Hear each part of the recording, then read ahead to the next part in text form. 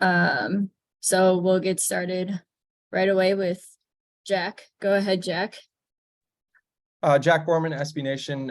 Claire, first of all, congratulations. Just could you describe your feelings, not just about the promotion, but what it's like to jump right into this new role, just in the midst of a really pivotal offseason when you guys have a lot of options available to you to really improve the team? Absolutely. Thanks, Jack. As you said, I'm super excited, looking forward to a busy off season as they always are. But I think we have a great opportunity ahead of us to take a big bite out of free agency, and excited that we landed the number 2 pick. Feated her job in being a lucky charm for us in the draft lottery. So as you said, just want to be really aggressive and do all we can to take the steps we need to improve our roster this season. And then Fee said yesterday on CNN that playing overseas is likely something that she can't feasibly do now because, she has baby Mila, she has a husband and family here in the United States. I'm just curious as to what your thoughts are as to what the WNBA might be able to do to better support players who do decide to stay here stateside to improve their game because of, situations similar to Fee's. Yeah. And as mentioned, I think for every player, it will be a case-by-case situation. They'll have to kind of survey pros and cons of their exact situation and see what's best for themselves and their families. The league has been doing a great job of providing some new opportunities for players with league marketing agreements, team marketing agreements, and being able to try to help leverage visibility and kind of supplement incomes with opportunities here stateside. So I think that's great. And then obviously some leagues to keep them busy, like Athletes Unlimited and other stuff like that. So I think everyone is trying to make the best opportunities for the players. So hopeful that continues to go in the right direction. Thank you. We'll go over to Kent. Go ahead, Kent. Hey, Claire, Kent Youngblood from the Minneapolis Star Tribune. In practical terms, this promotion, what does it mean in terms of changing your day-to-day job?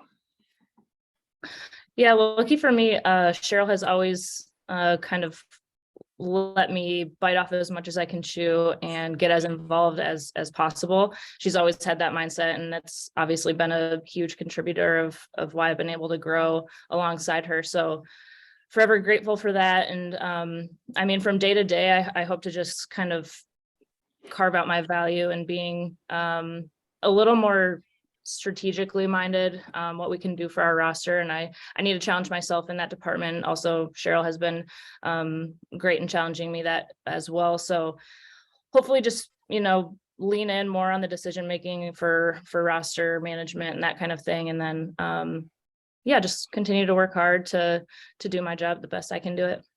One quick follow. Will you be doing a lot of scouting? And have you done that in the past?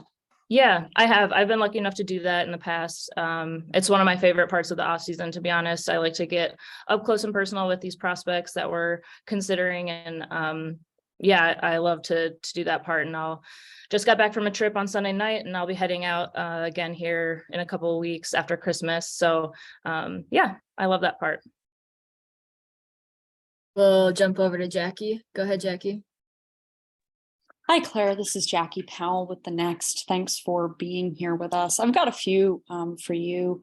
So first thing, I'm curious if you can shine a light on what the past couple of months have been like for you and what the road was to becoming Lynx GM and what that looked like.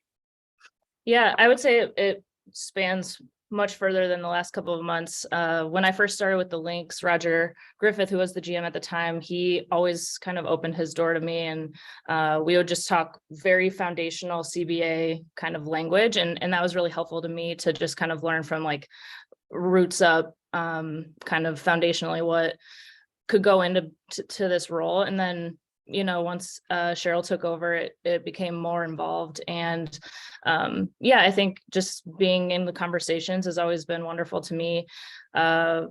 like for draft preparation and any trades or, any sort of roster movement that might happen, has always been very collaborative. So that's been wonderful in terms of learning on the fly. And that's kind of been from, the last several years for sure.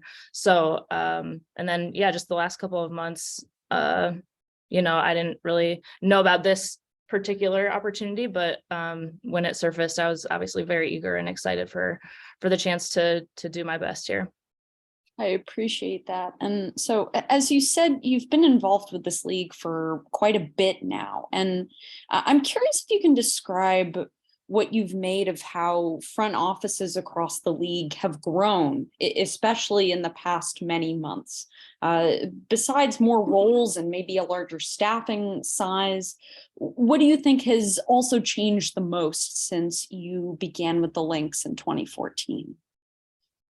Yeah, when I started, I, was doing operations. And so it was very innate to the position that you're going to wear a ton of hats, no matter what it is. And it's kind of been similar in front office positions. Head coaches are also GMs, et cetera.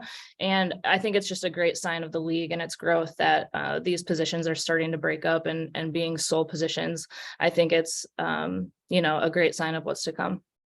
And finally, what do you think is the greatest challenge that GMs in this league will face, not only this coming season, but also in seasons to come?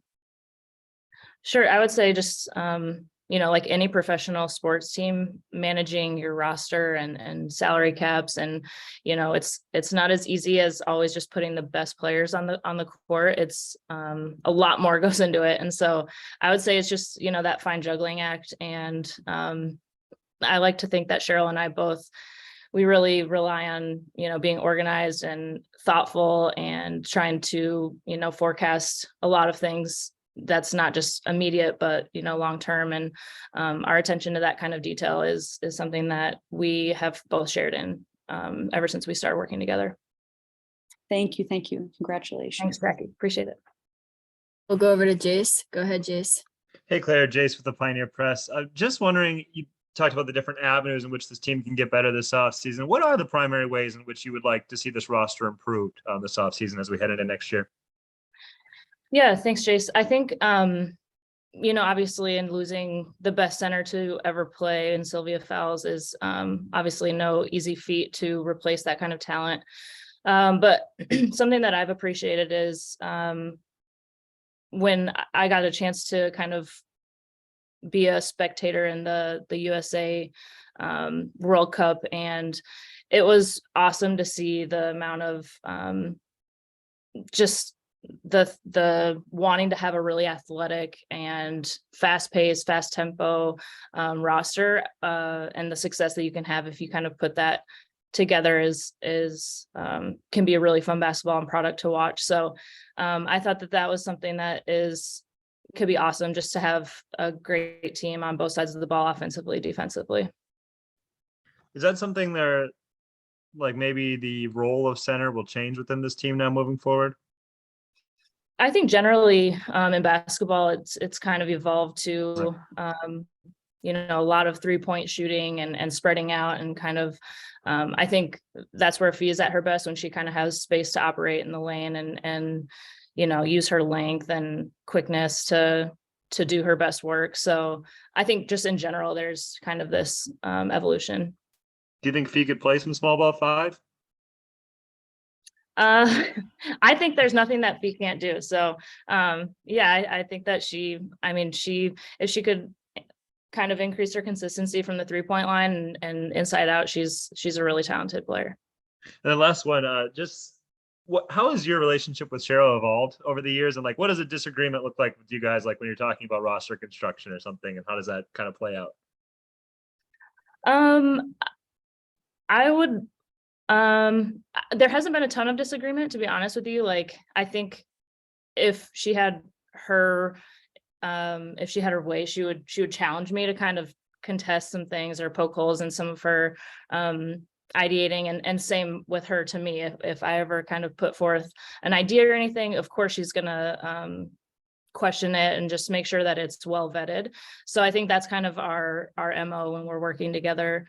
But I've enjoyed every moment working with Cheryl. She's taught me a lot, and yeah, just I'm happy that we get to continue. Thanks, Claire. Thanks. We'll go over to Jack. Go ahead, Jack. Yeah, Claire, just one last one for me. Like, now that you're entering year 10, is this, and obviously with the promotion, is this kind of a, maybe not necessarily a mountaintop, but a point where you kind of look back down at everything you've climbed and just kind of appreciate the journey a little more? Is there anything that stands out to you about maybe what you're most proud of in your 9 years so far, getting a chance to do that now? Yeah, I would say, yeah, this is pretty paramount, height of what I feel like I've achieved. And obviously I'm not going to stop reaching for other great things. I'm just forever grateful for this opportunity and excited for what it might bring here in the future. And obviously Cheryl and I are excited to continue working together, but know we have a lot to improve on and to stay aggressive and just keep trying to strive for, everything that this franchise has stood on and the legacy that has been built. We obviously want to continue that so we can sustain everything that the Lynx are known for. Thank you. Any more questions for Claire? No? Well, congratulations, Claire, and thank you for your time. Thanks, everyone. Thanks for coming. Thanks.